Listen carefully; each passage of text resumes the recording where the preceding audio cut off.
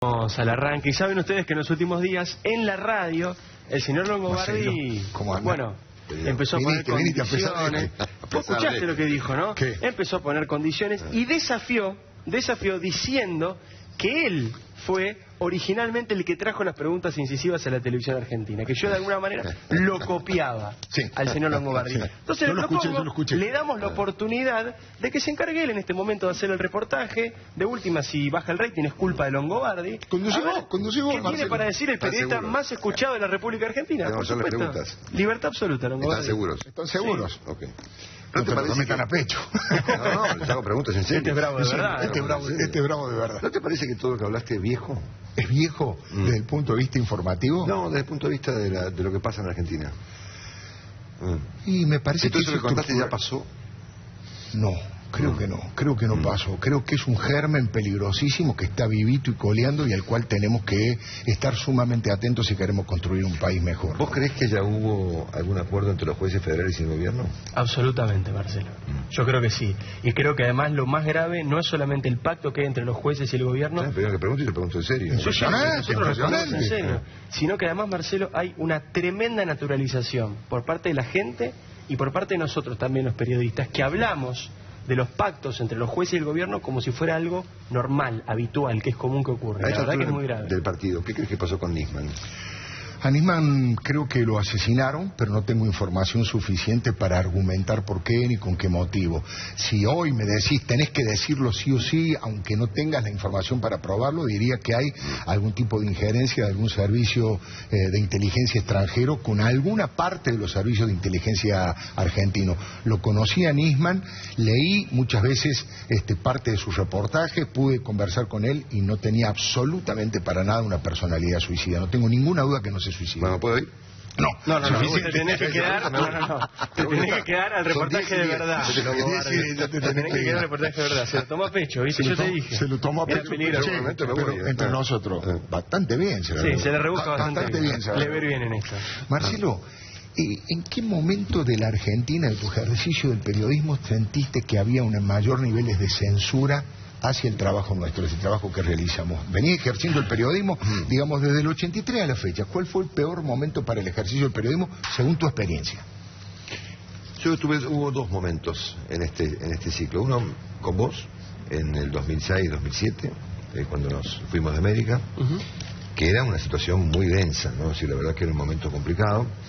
Y después cuando me echaron de Radio 10, ¿no? Que fue bueno, el tema ya viejo, el programa ya aburra. No aburre, contame, aunque sea sintéticamente, ¿cómo fue que...? Todo el mundo lo sabe cómo fue. Lo que pasa es que me parece que fue hecho de modo tal de que yo me quedara sin trabajo. Tuve suerte y conseguí trabajo, pero me parece que ahí estaba dada el intento de censura, de que al echarme a fin de diciembre yo me quedaba sin laburo por un año, digamos, ¿no? Y bueno, por suerte eso no pasó porque tuve mucha suerte realmente. Así que yo destacaría esos dos momentos. En general el ambiente no es el mejor, digamos, ¿no? Bueno, Marcelo, vos sos un tipo, hoy lo decíamos en la radio en broma, pero esto es muy cierto, que hace 15 años que lidera el rating en audiencia a nivel radial. Sos el tipo más escuchado de la Argentina hace 15 años en la radio. Bueno, no yo, ¿no? Es un equipo. El programa que vos conducís. ¿Cómo se siente la censura? ¿Cómo una persona que tiene, insisto, mucha gente que lo sigue, mucha gente que escucha las editoriales, mucha gente que escucha su opinión, cómo siente esta censura? ¿Cómo siente el quedarse sin trabajo? A ver, yo no tengo hoy censura porque hoy tengo lo contrario, tengo laburo en un ambiente de libertad francamente extraordinario.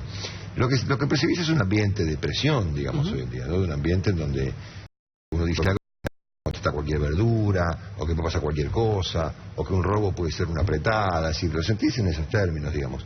Hoy censura yo personalmente no tengo. Pero digo en su momento. Y creo que usted tampoco, ni acá ni en... No, total libertad. Cuando tuviste que dejar de trabajar, digo, en ese momento, ¿cómo lo viviste? No, horrible, una cosa muy desagradable, por supuesto, ¿no? Porque la verdad que sentirse censurado es muy feo. Ese fue un despido que tuvo como trasfondo el intento de que el gobierno, de que Cristina no me escuche más, era una cuestión de Cristina contra mí personalmente, digamos, ¿no? ¿Eso estás convencido? ¿Que la orden la dio la Presidenta de la Nación? No tengo duda. Sinceramente, ¿sabés que o tenés la información televisión. Sí, claro. No es que Se publicó en un libro, lo publicó Edizunino. Edizunino. Capítulos de historia, artículos, libros, hay sobre el tema. Que Cristina ordenó censurarte. Vos recién decías, el otro momento de censura es que vivimos juntos en América en la época de Néstor Kirchner. Que fue un momento raro que era ese momento, era muy pesado. Tremendo. ¿No? Ahora te voy a preguntar qué conclusión sacaste, yo te voy a decir la que saqué yo, pero mostrémosle a la gente, recordemos aquel momento de lo que era la apertura de aquel programa que gracias a la generosidad de Longobardi se llamaba Fuego Cruzado.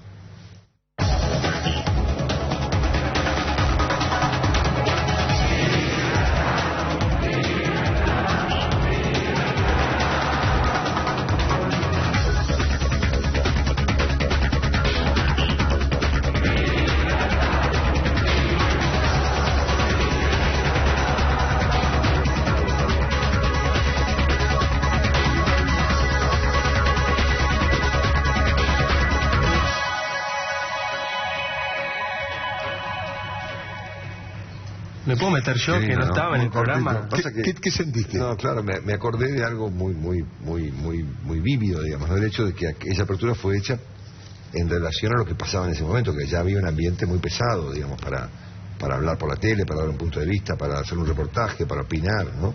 Esa apertura estaba relacionada con aquel ambiente que ya había en Argentina en 2006, ¿no? Claro. Yo me acuerdo, en este caso, no voy a hablar como periodista, voy a hablar como hijo de Alfredo Leuco. Yo en esa época era chico, 2006 tenía 15 o 16 años, depende del mes. Sufrimos mucho. Y yo me acuerdo realmente, como un momento muy traumático en mi familia, o sea, en el punto de vista familiar. ¿Cómo fue en tu caso? Yo me acuerdo de él triste, preocupado, ofuscado. Sí, era un programa, era un parto, era un sufrimiento. Yo no nos divertíamos, era un ambiente de tensión con el canal, con el gobierno, presiones a los avisadores. Era una cosa realmente una cosa desagradable. Bueno, fue una de las primeras veces que se registró esto de te saco la publicidad oficial, claramente. No, por la privada. Pero después, claro, fue una de las primeras veces que pusieron en marcha ese mecanismo perverso de apretar. Exactamente. Tuvimos dos publicidades, dos personas que lo conocíamos hace mucho tiempo, que nos avisaron que habían sufrido presiones del gobierno para que levanten la publicidad. Y ese elemento de libertad en la calle, no solamente era lo que reclamábamos para ejercer nuestro laburo, sino que era el punto de coincidencia, porque nosotros teníamos, ahora tal vez menos, pero teníamos distintas miradas en muchos de los aspectos de la vida, y eso era interesante y atractivo. Bueno, nos echaron 2 veces a tu padre y a mí de la tele. En un momento nos echan de acá. Es probable. Trata de que no nos echen de acá, que nos está yendo bastante bien. Nos echaron con Menem, nos echaron con Kirchner, y las 2 veces fui yo quien lo convocó a él. Es impresionante. Habrá una tercera. La próxima, Sabelo, nene. Sí. Va a haber una tercera. Pero conmigo. No. ¿Tenés ganas? ¿Te pica? ¿Te da ganas de volver a la televisión? ¿Qué opinas de la televisión? A ver, yo no estoy en la tele por una pila de razones. La primera es porque hace 2 años tomé un compromiso muy serio con Radio Mitre. Cuando a mí me echan de Radio 10, para mí, bueno, llegar a Radio Mitre era un escalón muy relevante para mi vida y para mi carrera. Y yo tomé un compromiso muy poderoso con la radio, con sus directivos, con Jorge Porta, con Guido Valeri, con Rubén Corda y con todo mi equipo. Yo comprometí mucha gente en ese proyecto y me sentí tan responsable y tan comprometido con el éxito del proyecto que me focalicé por completo en la radio y despejé de mi trabajo todo lo que podía sacarme encima para construirme la radio, que era obviamente hacer una radio nueva entre todos, digamos. Claro. La hicimos finalmente entre los directivos de la radio, nosotros, Jorge Lanata, bueno, finalmente te sumaste vos, Jorge Fernández Díaz, hicimos una radio espectacular. Magdalena Ruiz, yo le digo la Selección Nacional de Periodismo. Bueno, Rolo y María, obviamente. Hicimos un trabajo, yo estoy muy feliz con lo que hicimos, y yo me sentí muy responsable y muy comprometido por la oportunidad. Es decir, yo estaba en la calle, es decir, yo estuve, cuando me echan de Radio 10, me quedé en la calle, no tenía laburo, y apareció lo de Radio Mitre por una cuestión completamente casual, porque hubo un switcheo de conductores y apareció un lugar, y ahí me llamaron. Así que fue tal mi sentido de la responsabilidad y el compromiso que dejé de todo. En segundo lugar, es cierto que la tele de hoy en día a mí no me gusta mucho, ¿no? Sobre todo porque yo me especialicé, digamos, en hacer entrevistas. Y yo digo, a ver, ¿a qué entrevistas hoy en día? Bueno, ahora empieza a haber candidatos y algunos temas, pero yo me encontré durante mucho tiempo en C5N, por ejemplo, entrevistando a mis amigos, estoy buscando analistas, comentaristas, porque los protagonistas en la Argentina, los ministros no dan reportajes. Es decir, yo me crié en la época de Romay, donde uno entrevistaba presidentes, ¿no? Claro, iban los presidentes de la televisión. Digamos, Sí, como hizo Obama el sábado, ponele. ¿Y pensás que va a volver a ocurrir eso, Marcelo, en algún momento? Probablemente ocurre, sí. Porque da la sensación a veces... yo me sentí como que no tenía mucho que ver con la televisión actual, digamos. Claro. En tercer lugar, tampoco hubo una pelea por mí en la televisión, como si lo hubo en la radio, ¿entendés? Es decir, no es que a mí me llamó todo el mundo y yo dije que no. Rechacé algunas ofertas. Y también es cierto que yo he tratado últimamente de vivir de un modo, de tener un poquito de mejor calidad de vida, que vos sabés que yo he sufrido mucho por la tele, viste, uno se toma las cosas muy a pecho, uno termina enfermándose, a vos te ha pasado, a mí también, bueno. Por lo tanto, un tiempo sin tele me pareció una cosa prudente y razonable para mí, digamos. Estoy más cómodo así. Está más cómodo. Y ya pasó un tiempo suficiente como para sacar alguna conclusión, una primera conclusión. ¿Qué pasó con eso allí cerca de la casa de Fontevecchia, con el tipo en la moto? ¿Fue un ataque? ¿Fue un robo común? ¿Sentiste que era para vos? ¿Fue un mensaje? Mira, tengo tantas opiniones de peso de un lado como del otro, digamos. No tengo opiniones de peso de que fue un robo sofisticado, y tengo opiniones de peso que suponen que como consecuencia del contexto que había en la casa de Fontevecchia, que viste que no es una persona cualquiera, el día ese fue un día especialmente conflictivo entre el gobierno y Clarín por un problema de las agrupaciones y los rechazos y demás. Sí. Entonces yo me acuerdo que cuando estaba lo de Jorge Fontevecchia, llamé a la radio para avisarle a Jorge Porta que me habían asaltado y que estaba la policía y que era un despelote, y me dijo, justo ahora. Claro. Acaba de pasar tal cosa, me dijo, acaban de rechazar, no sé qué. Sí, una... Clarín, yo no sé. Entonces, claro, a mucha gente le resultó una cuestión sospechosa. Luego de eso, el secretario Berni, yo tuve una reunión con él muy extensa en su oficina, lo conté por la tele el otro día en lo del BIS y lo conté varias veces. Y la verdad que yo no quiero aburrir a la gente con esta historia, porque la verdad que no sé si es tan relevante, pero en cualquier caso yo vi ese video con la camioneta que me seguía, que me lo mostró Berni, digamos, una camioneta colorada que me siguió durante todo un día entero por la calle. Bueno, eso... Entonces, he tenido opiniones de gente del propio gobierno que me dice, bueno, fue tal, o fulano de tal del gobierno, fue tal servicio, fue tal interna, qué sé yo. Bueno, ahora, no sé si vos lo querés contar, pero es exactamente lo mismo que pasó con vos. Sí. También te mostraron un video de un auto que te siguió durante todo el día del robo. Un día que me haga una entrevista a él en su programa lo voy a contar, pero es cierto, el modus operandi es muy parecido, es un auto que da una orden a las motocicletas, la relación costo-beneficio no era de un ladrón común, pero bueno. Yo vi el video que Berni tuvo la gentileza de mostrarme, yo lo vi en su oficina con unos tipos de la gendarmería, eso fue unos días, el robo fue en octubre del año pasado, esto habrá sido a fin de octubre, ponele. Efectivamente, yo iba, desde que salía de la radio hasta que llegaba a la de Fontevecchia, tenía una camioneta roja que me seguía, y al momento que yo me bajé del auto para entrar a lo de Jorge, ocurrió, de acuerdo a las cámaras de Barrio Parque, una suerte de operativo de medio comando de unos tipos que se movían en lo que resultaba en apariencia, digamos, una especie de algo conducido por alguien, ¿no es cierto? Claro. Así que bueno, nada, nos quedaremos con la duda, digamos. Vos decías justo hoy, que es la respuesta de Porta cuando vos le decís, y lo cierto es que en Radio Mitre, por ejemplo, los días de conflictividad política se bajan las persianas. Bueno, vos sabés que eso es una cosa que a mí, yo estoy luchando ahora contra la radio por eso. Yo que hemos trabajado toda la vida, tanto en Radio 10 como ahora en Mitre, digamos, con la ventana abierta, digamos, y mirando la calle, mirando la gente, demás. Esto de laburar ahora con las persianas cerradas y con la puerta cerrada y un custodio en la puerta es horrible, digamos. Sí. Pero bueno, que pero sea un poco la medida de las cosas. Claro, a eso yo iba, ¿no? Porque digo, hoy ocurre esto, que es obviamente una reacción a este tipo de cosas como lo que te pasó a vos, Marcelo. ¿Cuánto crees que va a llevar saldar esto que se conoce como el odio, lo que decía recién mi viejo en la columna, o por ejemplo, la grieta, la brecha? ¿Cuánto va a llevar saldar esto? Yo no, por eso te preguntaba si no te resultaba viejo el comentario. El tema. Mira, a mí me parece que no es tan dramático. Me parece que esa grieta ocurre efectivamente, pero en sectores muy reducidos. Es decir, hay un sector recontrafanático de un lado y uno recontrafanático del otro. Y en la clase más dirigente, no en el seno del pueblo. Sí, decimos, la gente no existe. Me parece que no, digamos. Es cierto que se puede verificar que en Argentina de los últimos años ha pasado cualquier cosa y la gente lo ha tolerado.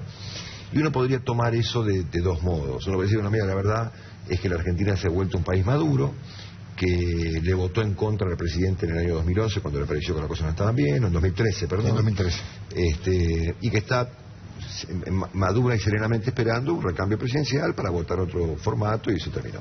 O uno puede decir, mira, la gente se acostumbró a esto y finalmente la Argentina se volvió una cosa diferente a lo que era hace 10, 20 o 30 años, ¿no es cierto? No lo sabemos. Yo me inclino a pensar en lo primero, ¿no? Y en todo caso prefiero pensar en lo primero. Claro. Así que me parece que hay una brecha, que hay una grieta, que hay una controversia muy profunda, pero reducida a algunos sectores que están dramáticamente fanatizados. Y yo no creo que eso sea una cosa mayoritaria. Yo no veo a la gente por la calle las trompadas por Cristina, por suerte. Ni a favor ni en contra, por supuesto. Ahora, Marcelo, hay un discurso, hoy la propia presidenta lo planteó. Me han querido voltear, varias veces. El veces. presidente aburre con eso, es una cosa vieja, ¿viste? ¿Vos no crees que hay sectores golpistas en la sociedad, aunque sean minoritarios? ¿Y qué opinas cuando dicen que en realidad el jefe del golpe es el Grupo Clarín, que es los periodistas de Clarín, los políticos que responden a Clarín, que esos son los que quieren destituir a Cristina? ¿Eso qué? Es todo un invento ridículo, una pérdida de tiempo, digamos, ¿no? Pues mira, a ver, la presidenta se consiguió, si vos examinás el segundo mandato de Cristina, es muy interesante, ella se ha concentrado en 3 o 4 temas. El primero y más visible ha sido el viraje espectacular en la política exterior, claro, ¿no? Ese es un tema crucial de su segundo mandato, periodo 2011-2015. Venezuela, Irán, China y Rusia. Que vaya ese tenido consecuencias, ¿no? Que llegó a extremos muy radicalizados, como la cuestión del avión de Estados Unidos, o lo que el presidente dijo en el pasado en Nueva York, poco menos que defendiendo a Bin Laden en Nueva York. Es una cosa que pasó desapercibida, digamos, pero el giro ahí fue realmente muy radical. El segundo punto ha sido acomodar la economía al cepo. ¿Sí? Finalmente es un experimento rarísimo, pero la Presidenta finalmente y su equipo han acomodado la economía argentina, la han adaptado a un cepo, han puesto la economía completa dentro de un cepo. Hoy ya no es un problema importar, es un problema exportar, es decir, esta idea de administrar todo el comercio, la economía, las transacciones, una cosa disparatada que no funcionó. En tercer lugar, el presidente se concentró en una pelea con la justicia, ¿no? Que yo creo que ahí tuvo, en esos 2 puntos decimos, mira, acá hay cuestiones que por ahí de carácter ideológico, digamos, el presidente por ahí que habrá creído conveniente pegar un viraje en política exterior o encerrar la economía argentina en un cepo. En el caso de la justicia, esa pelea por ahí ha respondido más a cuestiones de intereses políticos. Una justicia que empezaba a acosar al gobierno, bueno, la reacción fue la que todos conocemos, el partido judicial, ¿no es cierto? Que ahora se terminó el partido judicial. Sí, eso te iba a preguntar, no existe más. Se disolvió. Bueno. Y en cuarto lugar, la pelea con los medios, ¿no? Que terminó con una concentración fenomenal de medios en manos del gobierno y de los amigos de Cristina, ¿no es cierto? Es una cosa completamente paradójica y casi tragicómica, ¿no? Y en el medio, el gobierno que se ha presentado, hay unos rasgos que son interesantes también, como una suerte de oposición. Viste que el gobierno es la oposición a algo, ¿no? A los poderes, a los concentrados, a las corporaciones, al Citibank, a Clarín, etc. Es una pérdida de tiempo completamente ridícula. Es cierto que en las sociedades hay contradicciones, que hay controversias de intereses, pero los presidentes los tienen que atenuar, no los tienen que no tienen que fomentar y multiplicar, ¿no? Es una cosa lógica. Entonces ahí tenés un rasgo distintivo para estas ideas que han sido las centrales del segundo mandato de Cristina. El presentarse como la oposición constante a unos poderes que son los que verdaderamente gobiernan. Sí. A ver, la Presidenta llegó a decir el otro día en el acto de Malvinas, que fue de lo más razonable que hemos tenido como acto en los últimos tiempos, que lo de Colón fue una invasión. Sí. Sí. Un pensamiento que ni siquiera tiene que ver con la historia del peronismo. Bueno, pero para un poquito. Otro rasgo interesantísimo es cómo ha operado en Cristina y en el gobierno en los últimos años el fracaso, ¿no? El fracaso ha operado como una suerte de ratificación respecto de que efectivamente ahí está el golpe que nos hace fracasar, ¿no es cierto? Claro. Entonces cuando las cosas salen mal, obviamente es la conspiración constante. Es una cosa infantil, digamos. Yo le agregaría, discúlpame, al panorama que planteaste vos, le agregaría un solo elemento. Coincido obviamente en casi todo. Un elemento que es el de la mega corrupción de Estado. La calle lo dice sencillamente en tachero, estos robaron más que Menem, te dicen en el taxi.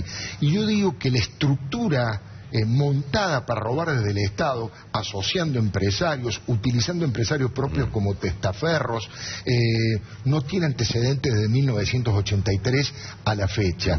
En ese caso, vos fíjate que ayer Felicia Miseli, la primera ministra mujer de Economía de la Argentina y la primera funcionaria kirchnerista condenada por corrupción, cuando estábamos haciendo nosotros aquel programa en América, en el año 2006, estos 2 muchachos, escuchad lo que decían de Felicia Miseli. A ver.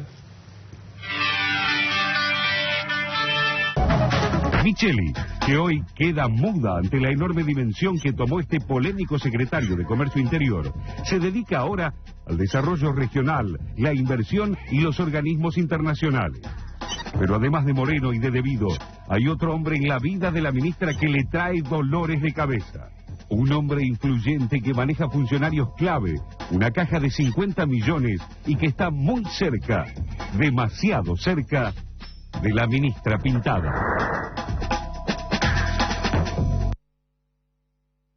Claro, en comparación con lo que vimos después. Claro, queda todo chico, ¿no? Queda todo. Esto da pena. Ayer esta pobre mujer llorando, pobrecita. Pidiendo perdón, no se sabe bien por qué, porque todavía no terminó de explicar lo de la plata. Ahora, la pregunta es, en base a esto que ustedes dos describen, lo que cuenta Marcelo y lo que complementaste vos después, ¿por qué este famoso miedo que tenía incluso el propio Néstor Kirchner, ¿no? Del síndrome del pato rengo, del fin de ciclo, de la debilidad que pudiera mostrar Cristina cuando se acercara el final de su gobierno, no es lo que se puede observar, por ejemplo, en el discurso de hoy? Hoy era una Cristina exultante, alegre. Lo que pasa es que se pueden verificar algunas cosas que han pasado que estaban fuera de los visiones de los analistas clásicos, digamos, ¿no? El ejercicio del poder ordena, ¿no es cierto? Finalmente, aún en el delirio, es decir, aún con decisiones extraviadas o con designaciones de personas inexpertas, claro, o con equivocaciones dramáticas, el ejercicio del poder es un factor ordenador. Claro. Y Néstor y Cristina Kirchner han manejado eso muy bien, ¿no? Sobre todo en un país en donde esto sería larguísimo de analizar, pero después del Pacto Olivos, todos los procesos políticos que han venido han sido muy débiles, ¿no? Y creo que Néstor y Cristina han sido muy hábiles en superar la instancia de la debilidad que han padecido, obviamente, Duhalde de la Rúa, ¿no es cierto? Claro. Entonces, me parece que, por ejemplo, hemos repetido hasta el cansancio que una crisis macroeconómica erosionaba el poder político del presidente en cuestión. Y eso no pasó con Cristina, donde hay una crisis macro significativa, ¿eh? Hoy el presidente subrayó que se venden más motos. Bueno, es lo único que se vendió un poquito más. El resto de la economía argentina está muy parada, ¿no es cierto? Esto, la Argentina debería ser en materia económica una explosión, un boom debería ser, y sin embargo no lo es. No lo es. Y vos fíjate que la recesión, los desequilibrios macroeconómicos, la inflación y demás, finalmente no produjeron ese efecto tan clásico de la Argentina, que es la erosión del poder político. Cristina está políticamente intacta. Claro. Con niveles de aceptación altos, con posibilidades de ganar 6 candidatos. Y gran parte de la sociedad se niega a escuchar eso. Y la pregunta es ¿por qué? Y yo qué sé, bueno, la gente que le gustara, qué sé yo. Pero es cierto también lo que dice recién Alfredo. Hay mucha gente que cuando uno dice esto, por ejemplo, en Radio Mitre o en TN, no es lo que se quiere escuchar y se enojan, por ejemplo. Hay mucha gente que se enoja, que no quiere ver que la presidenta incluso en este momento tiene altos niveles de aceptación. Bueno, yo creo que han encontrado una vuelta fenomenal que es el consumo, ¿no? Vos fíjate que Cristina está mejor en su imagen que lo que están Bachelet y Rousseff, que acaban de arrancar ambas, su segundo mandato, están destrozadas. Claro. Bueno, tiene que ver con la sociedad, Marcelo, porque aquellas sociedades de Chile y de Brasil han castigado la corrupción. Menos permisiva. Mucho más fuerte. Mucho menos permisiva. Una cosa que no se hizo nunca en televisión, un pequeño ping-pong. Mauricio Macri. ¿Cuánto tiempo tengo? No, un ping-pong cortito. A mí me gusta mirar cómo operan los contextos con los momentos personales. Sí. Es muy interesante. Sí. Fíjate, en el caso de Macri, Macri tuvo un contexto muy favorable en 2013, ¿no? Para ser candidato a presidente, en 2011, perdón, me mezclo 2 años, y él no estaba maduro para eso. No se sentía maduro para ir. Yo me acuerdo de la conversación que tuve con él 2 o 3 días antes de su no a la candidatura presidencial, me dijo, sí, voy a ser candidato. Claro. Y 2 días después anunció que no. Entonces, ahí hubo un desfasaje entre el contexto favorable y su madurez personal. En el caso de Macri hoy hay una combinación entre el contexto favorable, sobre todo posterior al orenismo, que me parece que hizo que mucha gente viera al peronismo como algo realmente inaceptable en este momento, con un momento de maduración de Macri muy importante. El Macri de hoy, con lo que vos podés conversar hoy en día, no tiene nada que ver con el Macri de 6 meses. Es un Macri enfocado, es un Macri determinado, es un Macri concentrado como un factor de poder, cosa que antes no lo era. ¿Y qué te pareció la decisión que toma Mauricio Macri en su Facebook de tomar partido por uno de los 2 candidatos, por Horacio Rodríguez Larreta y Gabriela Michetti, que los tenemos aquí en el programa de invitados? A mí me parece que el PRO tiene que dejar de ser una ONG o un partido de un grupo de amigos para ser un partido político. Y yo creo que bienvenida a la controversia interna, es decir, que haya un debate interno del partido político que no se lo ve en serio desde Menem y Cafiero. Sí. Con Sí, eso se en serio. En un partido no con hay- posibilidad de llegar al poder. Vos fíjate que la construcción del poder político verdadero arranca cuando alguien gana una interna Claro. y consigue unificar a su partido, ¿no es cierto? Eso no pasó más en la Argentina después del Alfonsín y de Menem. Ahora esto Nunca ya, más. estaba, esto ya Entonces, estaba dado, Marcelo. me parece que está muy bueno que haya una controversia entre dos personas que piensen diferente. Si Macri toma partido, que lo tome, yo qué sé. Y si si ganara Gabriela y perdiera Horacio, no me parece que cambie. Demasiado. La opinión, todo el mundo agarrándose la cabeza, que Macri se juega la carrera, yo qué sé, la verdad. ¿Vos no consideras Me que parece sería, un dramatismo que sería innecesario. una que derrota de sería Macri? leído como la primera derrota de Macri en el año, por ejemplo? Me parece que no. No. Me parece muy sano que haya internas duras, ¿no? Me parece una cosa muy que habla de una vitalidad democrática muy importante. ¿Y Daniel Scioli? ¿Cómo lo ves a Daniel Scioli hoy? Bueno, si usamos el mismo criterio, digamos, de mezclar los contextos y los aspectos personales, yo lo vería así. Mira, Scioli, la primera regla que explica Scioli no es una regla de la política, es una regla de la motonáutica. De la motonáutica. Los corredores rápidos no doblan. Tipo va a 1000 y dobla suave. Ok. Entonces me parece que Scioli sigue primero esa regla. Tipo va muy rápido y dobla mucho más suave de lo que la gente le pide. La segunda regla que lo explica es que me parece que Scioli no produce crisis cuya principal víctima sea él. Entonces me parece que es un tipo que sabe preservarse y que me parece que si hubiera planteado una ruptura con el gobierno antes de tiempo, Como lo reclamaba mucha gente. obviamente, eso hubiera aplaudido mucha gente y hubiera tenido como víctima principal a él, ¿no? En tercer lugar, creo que Scioli es un político clásico, ¿no? A diferencia de Cristina o de Néstor, sobre todo de Cristina, que son políticos no clásicos. Cristina depura todo el tiempo, ¿viste? Que Ya. es como una política que expulsiva, si existe la palabra, saca, Sí, sí. ¿no es cierto? Es una cosa más facciosa, si cabe la palabra. Scioli es un tipo clásico, como decía Ortega, que viste, gran político, un tipo que ve todo en forma de asa. Scioli agarra, no importa si es Mariotto, Kicillof, Blecher, Bain o los gobernadores peronistas. El tipo agarra, Suma. o sea, suma. Bueno, eso es muy peronista, muy peronista. Muy clásico, digamos, Claro. ¿no? Bueno. Y en cuarto lugar, creo que Scioli es un tipo que supone que tiene una estrella, ¿viste? Que está designado ya A ver, el tema. Macri es, en contraposición, Macri es un ingeniero, Ya. es un tipo más ordenado, si querés ponerlo así, en términos de ves su mesa de trabajo y está llena de gente, de cosas, de papeles. Scioli es medio un príncipe, ¿viste? Claro. El tipo supone que tiene una estrella que sigue, que todo lo explica, ¿no es cierto? Desde que se rompió un brazo, que la lancha, que el incendio, que su vida, que el deporte, que los padecimientos con los Kirchner, ¿no es cierto? Entonces, todo lo que le pasa en el medio, a él le parece una estupidez. Todo lo que a la gente le parece una tragedia, al tipo le parece una pavada, ¿no es cierto? Entonces ha desarrollado un estómago de proporciones monumentales, ¿no? Me parece un atributo, digamos, ¿no? Me parece Es que- interesante lo de príncipe e ingeniero. Eso No, también. claro. No puedo dejar de Príncipe preguntarte ingeniero, por Sergio Massa, porque bueno, A ver, vamos con a Massa hacer. me parece que está pasando, a ver, el contexto no lo favorece, ¿no? Me parece que a diferencia de Macri, que se le puso a favor el contexto, a él se le puso en contra del contexto por razones que podemos analizar enseguida. Pero mantiene la determinación. Cuando Macri tuvo el contexto favorable, no tuvo determinación. No tuvo determinación. Hace 4 años. Seguro. ¿ok? Me parece que el caso de Massa hoy es un contexto muy desfavorable, porque el peronismo por ahí no le confió, porque entre Macri y Scioli han polarizado la elección. Claro. Y me parece que quedó un poco perdido en el aire, pero guarda que es Él un tipo, tiene que es un determinación. tipo que mantiene la determinación. Y la determinación es un factor crucial en la política, construcción del sin poder, duda. sin duda. ¿Y hay voto a Massa que después pueda transformarse en voto a Scioli, por ejemplo, en una posible segunda vuelta? Y eso no ¿Hay lo- ahí no, eso alguna no cosa en que los emparenta a ambos? Más allá del peronismo. Eso no lo sé. A ver, yo lo que creo realmente, siendo que los conozco bien a los tres, es que no hay tantas diferencias entre los tres. Es lo que dice Florencio Randazzo. Para mí son Y iguales te los diría, tres, dice y te diría Randazzo. que tampoco hay diferencia entre los cuatro. Claro, con Randazzo tampoco hay Con demasiada Randazzo diferencia. también lo metes en el paquete.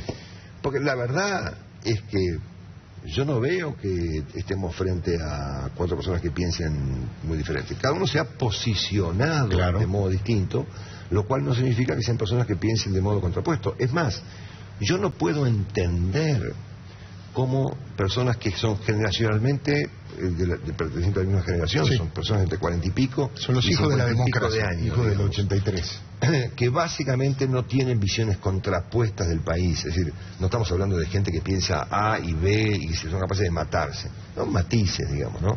En Uruguay tenían todos el mismo partido político, ¿entendés? Claro.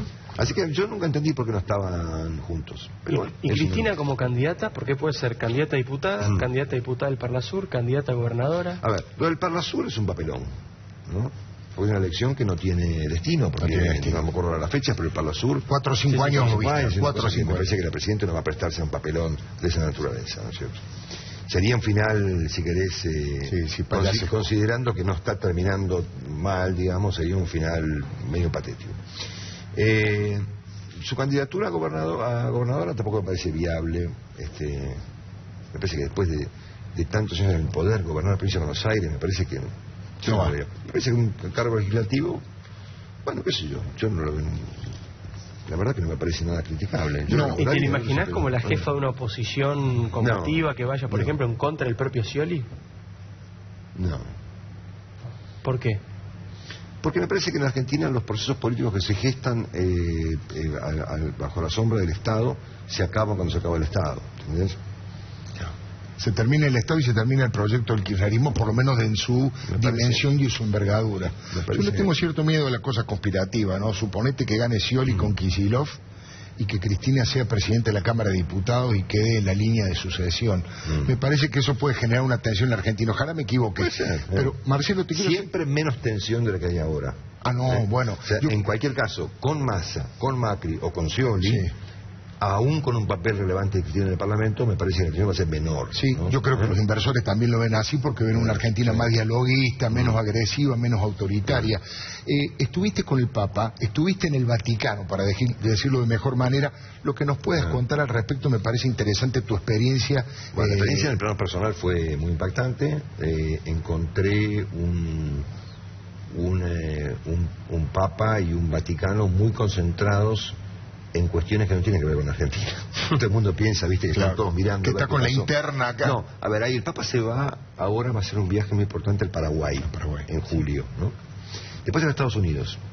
Y después tiene en octubre el sínodo de la familia. A ver, yo no soy un experto, aprendí, unos días en Roma aprendí muchísimo. Entendí claramente con esta orejita, digamos, Sí. que el Papa se juega su papado en octubre. Que es una interna feroz con los Pero- sectores más conservadores. Que no se sabe cuántos son. Claro. Viste que son unos tipos que, bueno, que no está claro cuántos. Pero que tienen poder seguro. El Papa ahí plantea unos cambios estructurales en la visión de la Iglesia respecto del matrimonio, respecto a la comunión de los divorciados, respecto de los hijos, respecto de toda la estructura familiar, de la homosexualidad, de pila de temas que ustedes ya conocen. Y hay un sínodo, esto es una reunión de obispos en octubre, ¿no? Mi impresión personal es que hay varios papas. Hay un papa para afuera, para un papa para el público, que es realmente un fenómeno tipo rockstar, digamos. Yo lo vi en la Plaza de San Pedro, es una cosa muy impactante. Un papa que genera un impacto en la gente muy poderoso.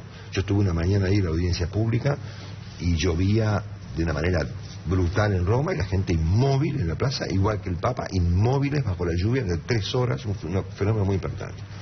Hay otro Papa para adentro, que es muy político, digamos. Podemos saber que el Papa es un jesuita, ¿no? Que tiene un enorme sentido de la política.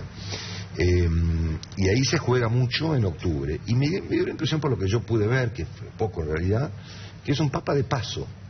O sea, no es un tipo instalado, no es un tipo del poder de la curia, es un tipo que está como de paso. Incluso lo sugirió en algún momento. Pero obviamente, y yo lo entendí claramente con esta idea de que el Francisco se juega el papado en octubre, depende cómo vaya el asunto. Y me parece que los expertos en el Vaticano, que yo no soy uno de ellos por supuesto, opinan igual que yo, digamos, de lo que yo pude escuchar o pude ver ahí, ¿no? Ahora, vos decías recién, por ejemplo, que no hay en el Vaticano, no hay en el Papa una sensación de que se esté todo el tiempo mirando a la Argentina. No, y creo que no se la mira bien a la Argentina tampoco, por lo que yo percibí, digamos, ¿no? Entre las autoridades del Vaticano, digamos, decimos. Y la Argentina, digamos, ¿no? El clima no es bueno para la La Argentina. frase del Papa, por ejemplo, sobre me usaron, tuvo un destinatario muy